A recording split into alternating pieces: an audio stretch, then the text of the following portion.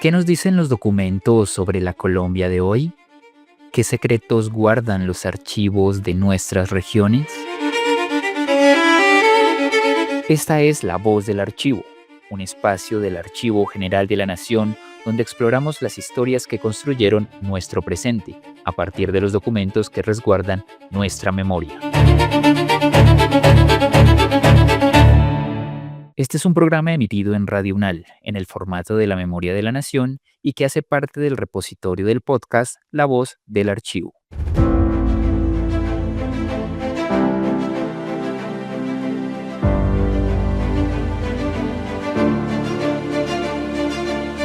Hoy vamos a hablar de cartas de hace más de 200 años, cartas que hombres comunes y corrientes le escribían a Santander o a Bolívar solicitando un empleo público. Pero, ¿qué decían estas cartas? ¿A qué abogaban los solicitantes para creerse merecedores de un cargo? ¿Qué pesaba más, el mérito patriótico o el apellido, la necesidad económica o la hoja de vida? ¿Y qué hacen las autoridades con estas cartas? ¿Las leían, las aprobaban, las ignoraban? Nuestros invitados indagaron en los archivos de la Administración de Hacienda, revisaron varias de estas solicitudes para poder contarnos que en la década de 1820 el antiguo régimen y el nuevo orden republicano no se sucedieron, sino que se superpusieron. Le doy la bienvenida a la historiadora y doctora en estudios internacionales, Muriel Lauren. Bienvenida, profesora. Gracias, Mario Andrés. Muchísimas gracias por aceptar la invitación. Y también está con nosotros el historiador y doctor en historia Adolfo Polo y Laborda. Bienvenido, profesor. Hola, bienvenido. Muchas gracias por la invitación. Y para iniciar me gustaría que nos contaran por qué estudiar las solicitudes de empleo de funcionarios de bajo y medio rango de Hacienda en lugar de centrarse en las élites políticas o militares.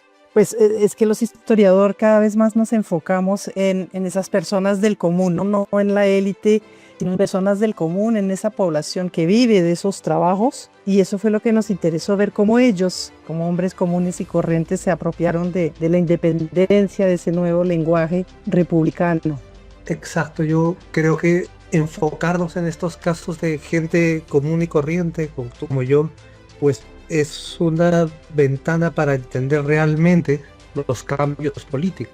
Normalmente estas historias las entendemos a nivel de constituciones, del cambio de los líderes, de los políticos, pero eso no explica realmente qué fue lo que cambia, los grandes cambios. Quizás eso se puede ver mejor viendo cómo esos cambios a gran nivel de las estructuras, de las leyes, son percibidos, asimilados o no por personas comunes y corrientes que no tenían que ser, que simplemente trataban de vivir su vida en este momento de tanta turbulencia. Sí, en particular tal vez añadir que hay un contexto de reorganización de la hacienda. Justo después de la batalla de Boyacá empiezan una reorganización de la hacienda, se cierran puestos, se abren otros, hay una disminución general y en ese contexto es que estas personas pues ya están haciendo menos la guerra, hay menos guerras, todavía hay, pero hay menos, y necesitan regresar a su empleo, necesitan tener un ingreso para sostener su familia, incluso los vemos entonces pedir varias veces trabajos, ¿no? Porque como no lo consiguen, pues necesitan hacer varias cartas. Uno de los aspectos más interesantes de su artículo es que pese al discurso patriótico y republicano, persistían lógicas del antiguo régimen. ¿De qué forma un empleado de la década de 1820 combinaba argumentos de amor a la patria, entre comillas, con otros como la gracia del gobernante o los méritos de su padre? Creo que eso es un poco el corazón de nuestro argumento, ¿no? Y es decir, que no nada empieza de cero. O sea, estos procesos es gente que va viviendo, estas personas que están escribiendo todas sus solicitudes. Todas ellas habían nacido y vivido tiempo durante cuando el rey español todavía gobernaba, ¿no? En tiempos de republicano, vivieron, mamaron de esa cultura. Entonces es imposible desligarse completamente de ello. Un poco lo que tratamos de mostrar es cómo se van adaptando, cambiando, manteniendo ciertas formas, patrones de actuar, pensar la política, de pensar la relación entre el individuo y el gobernante, se va manteniendo y van cambiando, ¿no? Porque también hay cosas que se mantienen, ¿no? De ideas de gracia, pero también hay un cambio real, también hay cosas que están cambiando. Entonces, lo que tratamos de ver un poco es esa tensión, ¿no? y cómo los ciudadanos comunes y corrientes se van apropiando de las nuevas ideas y las van utilizando, pues mezclando con lo que ya conocían, a lo que estaban acostumbrados y pues en lo que se había movido durante décadas. Sí, es importante entender eso de las generaciones, ¿no? No todos tienen 20 años en 1820, la mayoría son mayores, es decir, que han tenido una carrera bajo la lógica española y son los valores que más dominan. Obviamente son patriotas, la mayoría de ellos o casi todos, y está aprendiendo ese lenguaje republicano, pero no pueden echar por la borda todos ese funcionamiento que han conocido. Hay señores todos son hombres, por supuesto. Hay unos de 50, 60, tal vez 70. La verdad es que no sabemos bien sus edades, ¿no? Pero uno ve una carrera larguísima bajo el régimen español y otra más corta desde 1810. Y bueno, hablemos un poco de esos méritos patrióticos que se mencionan en el artículo, como haber sufrido cárcel, donado bienes o servido en el ejército independentista, pues que se volvieron centrales. Me gustaría que nos contaran hasta qué punto este requisito de patriotismo probado, entre comillas, marginaba a quienes habían sido leales a la corona, incluso si eran técnicamente competentes. Es que lo que hemos encontrado es que hay gente que trabajó, por ejemplo, para el Tribunal de la Inquisición, que sí tuvieron su chance de encontrar trabajo y por lo menos hicieron cartas. Lo que es clave ahí es que nosotros miramos más los argumentos de los empleados o de quienes buscan un trabajo más que cómo los ve el gobierno, ¿no? Entonces, lo que hemos querido como mostrar es que estos argumentos patrióticos o méritos patrióticos empiezan a tomar un lugar supremamente importante sin necesariamente que quienes hayan vivido bajo la corona o servido a la corona sean necesariamente excluidos. Eso es importante, ¿no? Digamos, acá lo que estamos tratando de ver es sobre todo cómo las personas se manifiestan. Entonces, se ve que para pedir un trabajo, lo que resulta clave y es muy novedoso, es decir, que eres republicano, patriota y que siempre has amado a la patria, ¿no? Entonces, eso está mostrando, creo, es un clave indicio de cómo la idea de la república se ha instalado completamente, ¿no? O sea, ya parece que es irreversible el cambio que se ha dado. Todas estas personas juran abrazar completamente la causa. Entonces, eso es una cosa interesante, distinta a lo que podría haber ocurrido años antes, ¿no? De decir que yo me merezco este trabajo por lo patriota que soy, por lo republicano que soy, ya sea verdad o no. En muchos casos, pues la gente miente, exagera esos valores. Lo interesante es que los están articulando, están diciendo que esa es la calidad más importante de sus personas. Eso es lo que los hace diferentes a otros. Y lo que es interesante es lo que mencionaste en la pregunta, de que eso va desde acciones militares, por supuesto, pero también haber donado dinero, haber estado un rato en la cárcel, más o menos rato. Todos los aportes, los apoyos a la causa de la independencia se listan en la carta, ¿no? Entonces, hay cartas donde solo aparece un dato, que yo puse dinero, por ejemplo, pero en otros se listan varios de estos aportes, como si esa suma fuera lo que le van a dar el puesto.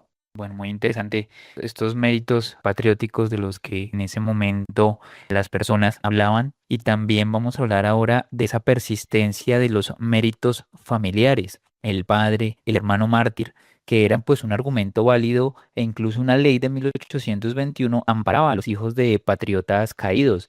¿Cómo se concilia esto con el ideal republicano de la igualdad de oportunidades y del mérito individual? Acá yo creo que es cuando se ve más un poco la tensión entre estos ideales republicanos, ¿no? Digamos, de que todos son individuos iguales ante la ley, con prácticas anteriores de un sistema político basado en el clientelismo y en relaciones de patronazgo, ¿no? En lo que los individuos no existen per se, sino que son partes mayores. En épocas coloniales, lo más normal era solicitar un beneficio, una gracia, en base a los servicios familiares. Esa idea del servicio familiar muy veloz persiste y va a persistir durante mucho tiempo. ¿No? De esta disociación del individuo como una cosa totalmente exclusiva no es un cambio que se da rápidamente de la noche a la mañana. Exacto, eso del mérito individual todavía está muy incipiente, ¿no? En el sentido del mérito por la profesión, por un saber hacer que sería lo único que se valida. Eso está empezando. Lo que notamos es que efectivamente no está consolidado y se consolidará mucho más adelante en el siglo XIX, incluso hacia finales del siglo XIX. Entonces, tal vez ellos sienten que hay esa igualdad de oportunidades y por eso hacen esas cartas tan llenas de méritos de todo tipo, entre los cuales los familiares que los pueden beneficiar por la ley que se mencionó. Y es esa convivencia que es lo interesante, ¿no? El abandono paulatino de unos valores y la llegada a otros. Es interesante ver cómo se combinan, ¿no? Porque uno apela a servicios familiares, pero a servicios patrióticos familiares. Ya estas ideas familiares es que mi padre estuvo en la cárcel, mi hermano cayó preso, terminó hospitalizado. Son prácticas antiguas, pero revestidas por nuestras nuevas aspiraciones republicanas, con la idea de lo que debería ser el ideal de un funcionario de la República. Y bueno, a nuestras y nuestros oyentes les queremos recordar que en este programa del día de hoy estamos conversando con la doctora en estudios internacionales Muriel Laurent y el doctor en historia Adolfo Polo y Laborda sobre su artículo titulado La experiencia de los empleados públicos de Hacienda, méritos y representaciones. Al iniciar el programa ustedes habían tocado un poco el tema de la racionalización del gasto. Frente a esto, de tantos hallazgos interesantes que ustedes tienen en su artículo, es la tensión entre la idea del empleo como propiedad personal y la nueva visión del funcionario como un servidor removible por ineptitud. Me gustaría que nos contaran cómo fue la reacción a los decretos que buscaban racionalizar el gasto y eliminar la propiedad del cargo. Bueno, conocemos las reacciones por las cartas, o sea, las cartas nos hablan de otra cosa, no necesariamente de las reacciones. Entonces, la reacción en realidad no la conocemos del todo, pero vemos esa gran demanda de trabajo, vemos el contexto de estrechez económica, ¿cierto? Vemos también que entienden la ineptitud de los demás porque a veces se comparan con los demás, ¿no? Hay varias cartas en las cuales se comparan y entienden muy bien esa lógica de ascenso de una carrera, ¿no? Que tal vez no es totalmente nueva porque el empleado colonial también hacía carrera, pero aquí hay una lógica de ascenso a la que son muy atentos y a pedir puestos superiores, ¿no? En la escala pues, de esta ascensión, ¿no? A continuar en la administración. Les pega muy duro la eliminación de ciertos cargos y el cambio en la lógica, pero digamos que reaccionan justamente escribiendo esas cartas, pensaría yo, ¿no? Escribiendo y escribiendo para un trabajo, para el otro, si no lo consiguen el primero, comparándose con los demás, a ver quién tiene más méritos. También conocen esa regla de la jubilación o de la regla de favorecer a los hijos de patriotas, o sea, usan ese material, esa nueva legislación. Podemos pensar que entre ellos circula mucha información, ¿no? Algunos se conocen seguramente en Cartagena o en otros lugares, se codean y conocen una vacancia y aplican. Sí, exacto. Yo creo que es importante resaltar este contexto, ¿no? Las guerras revolucionarias, todo esto han creado mucha inestabilidad, muchos cambios económicos y en general sabemos que las finanzas del Estado están muy malas, ¿no? Que no hay dinero o no quieren perder su trabajo o están desesperados por conseguir un trabajo y están apelando a todo lo que quieran, a todo lo que puedan tratar de conseguir, ¿no? Y justamente como hemos dicho, es gente común y corriente, no son personas de grandes recursos, personas desde porteros, administradores o lo que sea, que necesitan este sueldo para sobrevivir. Lo quieren defender con uñas y dientes, ¿no? Y tienen la esperanza de que una vez que accedan a estos puestos, pues sea permanente, ¿no? Que les dé una estabilidad, una seguridad mayor. Quería precisar una cosa con la palabra propiedad. No es que desaparezca, ¿cierto? La idea de que yo tengo ese cargo en propiedad, es decir, estoy nombrado como nombramiento. Lo que ya empieza a discutirse y a cambiar es que sea una propiedad de ellos y que puedan usar y abusar de ese cargo como quieran. Eso es lo que va cambiando, pero los cargos sí a veces los reciben en propiedad, es decir, como que son los que están en ese cargo, pero va como desapareciendo esa idea de que el cargo lo he comprado, ¿no? Que era la lógica colonial de ciertos cargos y lo aprovecho en beneficio mío. Eso va cambiando. Empieza a ver lo que se llama pues, una burocratización del Estado, ¿no? Estos puestos se van a volver más profesionales. Entonces ya es impensable que uno pueda acceder a estos cargos porque lo ha comprado y que por ende ocupa ese puesto y se va a beneficiar de él, sino que realmente está ocupando ese puesto ya como un servidor, como un funcionario y tiene que hacer su trabajo de la manera más profesional, de la mejor manera posible. Y bueno, ustedes para este artículo analizaron 58 solicitudes de un archivo de Hacienda. ¿Qué tipo de cargos eran los más disputados? Bien, voy a aprovechar aquí para, antes de responder esa pregunta, aclarar pues que nosotros en el título usamos la palabra representaciones, ¿no? Que son lo mismo de solicitudes, peticiones, pero es la carta en esa época es así una representación. Por eso usamos esa palabra en el título.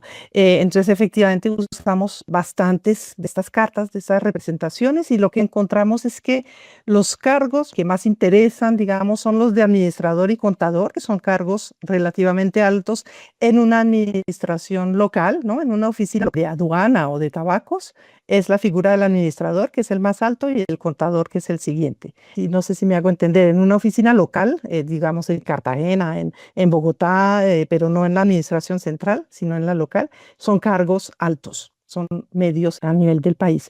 También hay porteros, hay archiveros, o sea, hay de todos los niveles, que es lo muy interesante, ¿no? Y las administraciones a las que más piden son tabacos, en particular, que todavía es un estanco para ese momento, las aduanas, que están en particular en la costa Caribe, todavía para esa época, y hospital. Un hospital al que incluso varias personas piden, varios señores piden el mismo puesto. O sea, hay una competencia grandísima para un puesto en un hospital. También vemos correos, también vemos tesorerías locales, pero esos son como los principales. La variedad de puestos que hay es grande, son muchos tipos de puestos, desde muy, muy pequeños, ¿no? De descalificados de portería a estos de contador.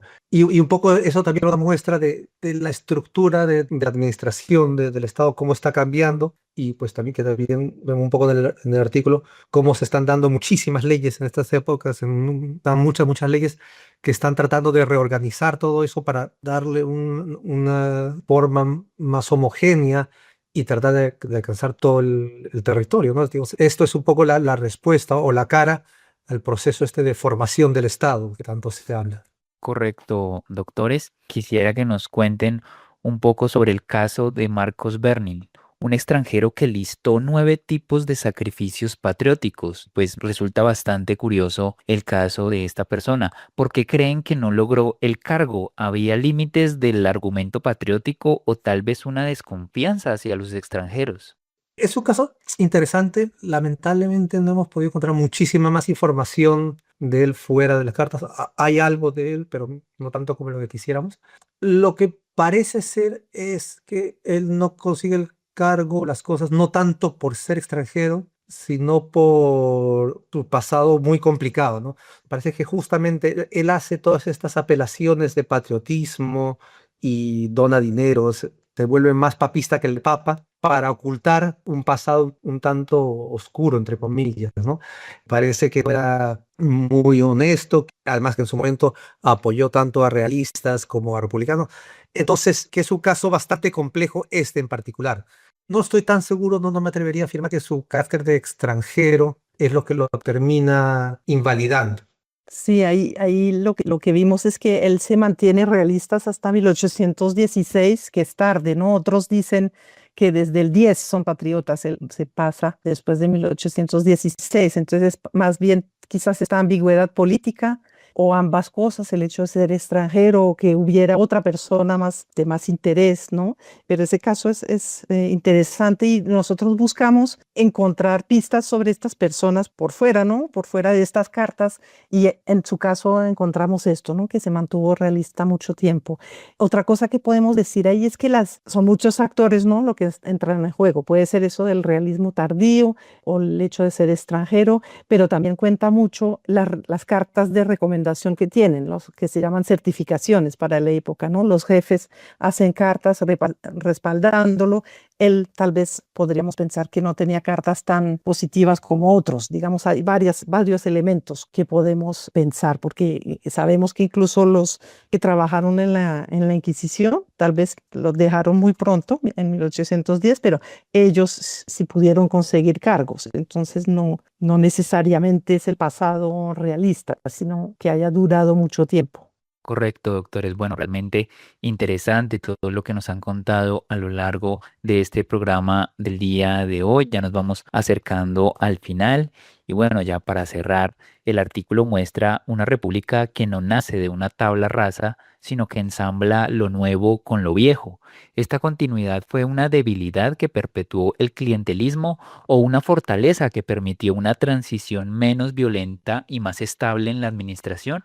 No sé, me cuesta verlo en esos términos, pero mi sensación es que es una respuesta natural a los cambios que están habiendo. Es imposible empezar de cero, ninguna revolución va a cambiarlo absolutamente todo. Es gente que, como decíamos al comienzo, que tienen décadas de servicio, muchos han trabajado antes, han servido antes en medio español. Entonces, es entender qué es finalmente una revolución, ¿no? Que finalmente, qué es lo que va cambiando y cómo pues hay estas tensiones de prácticas que se mantienen. Por muy diferente que sea el sistema republicano, los valores que soportan el republicanismo de la monarquía, no se puede cambiar absolutamente todo. Esta flexibilidad es lo que permite que funcione, una continuidad de prácticas, pero también de gente. Es gente que antes trabajaba en la hacienda y que ahora sigue trabajando en la hacienda, que antes cumplía ciertas funciones, que saben hacerlo y que ya pues pasada la guerra, ya visto que esto tiene que empezar a andar, se van a adaptar y readaptar lo mejor que puedan.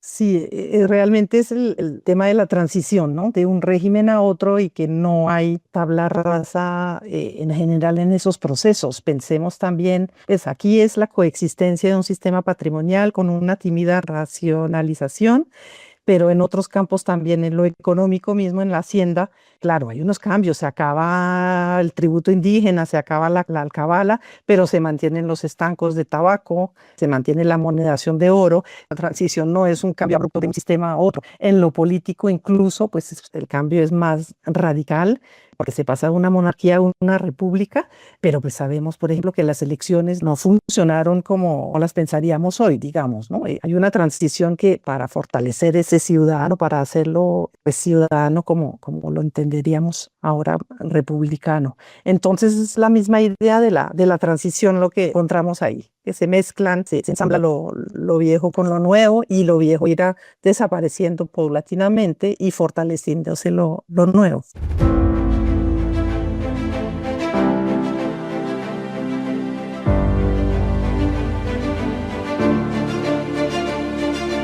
Correcto, doctores. Bueno, supremamente interesante este programa que hemos tenido el día de hoy, poder hablar pues de esa transición del antiguo régimen a lo que ya era esta naciente república, pues que realmente es un enfoque que no es tan conocido.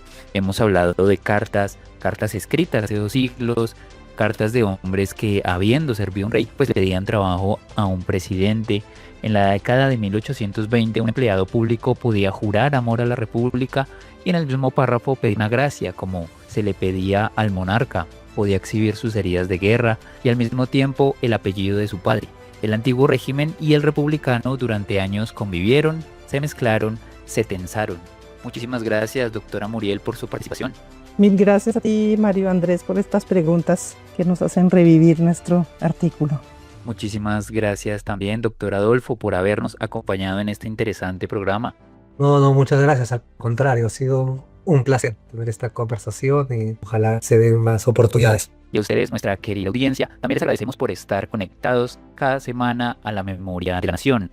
La otra semana traeremos otra interesante historia para entender nuestro presente. Hasta la próxima.